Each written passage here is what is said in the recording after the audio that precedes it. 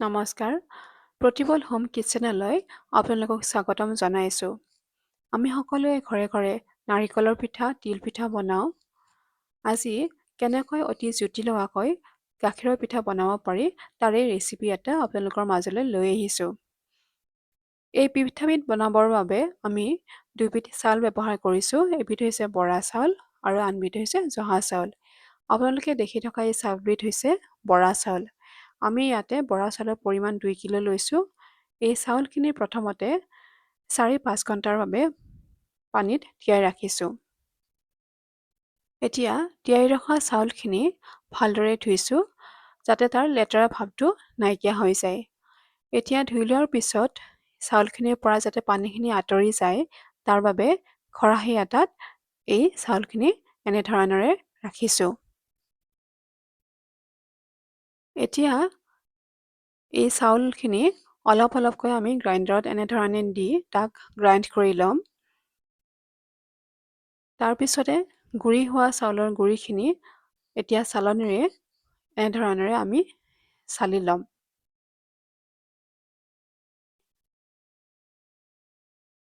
ইয়াতে যিহেতু আপোনালোকক কৈছোঁ দুবিধ চাউল ব্যৱহাৰ কৰিম। এবিধ হৈছে বৰা চাউল আৰু আনবিধ হৈছে জহা চাউল।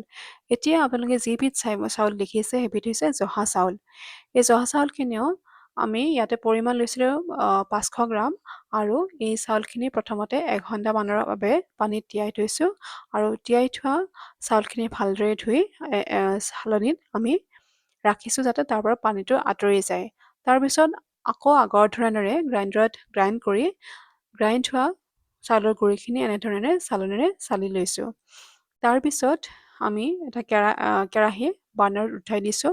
যেতিয়া কেৰাহীটো গৰম হৈ আহিছে তেতিয়া আমি যিখিনি জহা চাউলৰ গুড়ি আমি মিক্সাৰত গ্ৰাইণ্ড কৰি লৈছিলোঁ সেই গুড়িখিনি এতিয়া এনেধৰণেৰে কেৰাহীত দি দিছোঁ। আমি ইয়াতে যিহেতু দুবিধ চাউল ব্যৱহাৰ কৰিম, এবিধ হৈছে জহা চাউল, এবিধ হৈছে বৰা চাউল। বৰা চাউলবিধ আমি গাখীৰৰ পিঠাৰ বাহিৰৰ কাভাৰিংটো কাৰণে ব্যৱহাৰ কৰিম আৰু জহা চাউলটো ভিতৰৰ পুৰটোৰ বাবে ব্যৱহাৰ কৰিম। এতিয়া দেখিছে এই জহা চাউলৰ এই গুড়িখিনিৰ কালাৰটো বদলি হৈ আহিছে আৰু লগতে যেতিয়া আপোনালোকে হেতাৰে লৰাই থাকোঁতে গম পাব চাউলৰ গুড়িখিনি জৰজৰীয়া হৈ আহে, তেতিয়াই গম পাব যে গেছটো অফ কৰিব হৈছে। এতিয়া এই পুৰটোৰ কাৰণে আকৌ আমি গাখীৰ ব্যৱহাৰ কৰিম। ইয়াতে গাখীৰৰ পৰিমাণ 2.5 লিটাৰ লোৱা হৈছে। এই গাখীৰখিনি আমি প্ৰথমতে কুকাৰ এটাত লৈ লৈছোঁ। তাৰপিছতে কুকাৰটো আমি এতিয়া বাৰ্ণাৰত দি দিম। এই গাখীৰখিনি আমি উতলাই থাকিম। উতলাই তাক ঘন নোহোৱালৈকে অলপ সময়ৰ কাৰণে আমি উতলাই থাকিম। এতিয়া লগতে আমি ইয়াতে ইলাচি লৈছোঁ। ইলাচিৰ বাকলি আৰু গুটি এই দুয়োটাই আমি ছেপাৰেট কৰি লৈছোঁ। এই ইলাচিখিনি আমি গাখীৰত দিম কাৰণ ইলাচিয়ে ইয়াৰ সুগন্ধি বঢ়ায়। সেইবাবে আমি ইয়াতে ইলাচিটো ব্যৱহাৰ কৰিম। এতিয়া দেখিছে গাখীৰখিনি পৰিমাণটো আগতছে কমিছে আৰু অলপ অলপ ডাঠো হৈ আহিছে। এতিয়া এনেকৈ ধৰণেৰে আমি হেতাৰে লৰাই থাকিম। তাৰপিছতে বাৰ্ণাৰটো আমি অফ কৰি দিম আৰু যেতিয়া গাখীৰখিনি অলপ ঠাণ্ডা হ'ব তেতিয়া আমি যিখিনি জহা চাউলৰ গুড়ি আমি কেৰাহীত আমি ভাজিছিলোঁ সেই ভজা গুড়িখিনি আমি এতিয়া গাখীৰখিনিত দি দিম। এটা কথা মন কৰিব, গাখীৰখিনি যেতিয়া বেছি গৰম হৈ থাকিব তেতিয়া কিন্তু এই জহা চাউলৰ গুড়িখিনি নিদিব। তাৰপিছত এই গুড়িখিনি দিয়াৰ পিছত আমি এনেধৰণে হেতাৰে খুব ঘনকৈ হেতাৰে লৰাই থাকিম। তাৰপিছতে ইয়াতে সৰু কাপেৰে 3 কাপ চেনি দিম। গাখীৰ পিঠা বনালে চেনিৰ পৰিমাণটো অলপমান বেছি হ'লে তাক খাবলৈ ভাল হয়। ইয়াতে আমি 3 কাপ চেনি ব্যৱহাৰ কৰিছোঁ। এতিয়া চেনিখিনি দিয়াৰ পিছত পুনৰাই এনেধৰণেৰে হেতাৰে লৰাই থাকিম। এতিয়া দেখিছে যিটো আমি মিশ্ৰণ তৈয়াৰ কৰিছোঁ তাৰ ঘনত্বটো দেখা পাইছে। এতিয়া দেখিছে হেতাৰে ইয়াতে আপোনালোক দেখুৱাই দিছোঁ সি ডাঠ হৈছে। এই পুৰটো বনাওঁতে লিকুইড হ'ব নালাগে, অলপ ডাঠ হ'ব লাগে যাতে সি পিঠাখনৰ মাজত সি থাকি যায়। দেখা পাইছে হেতাৰে দেখুৱাই দিছোঁ।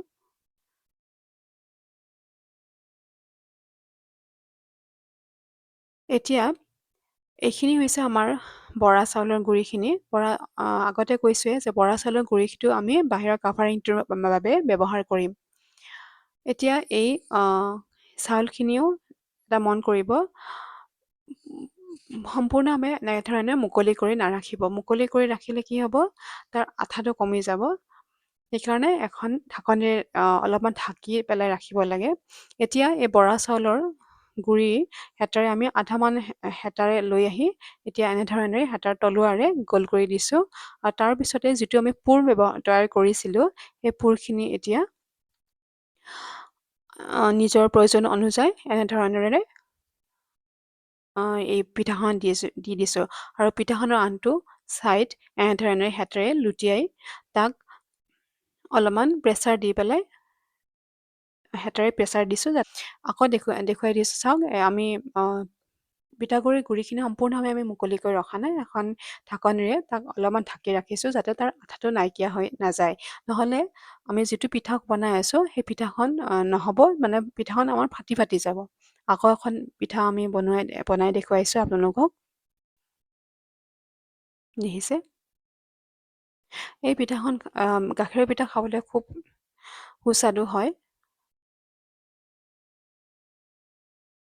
এতিয়া ইফাল সিফাল কৰি ইপিঠি সিপিঠি কৰিলে আপোনালোকৰ কিছু সময়ৰ পিছত এই পিঠাখন হৈয়ে যায়। দেখিছে, দেখিবলৈ খুব সুন্দৰ হৈছে।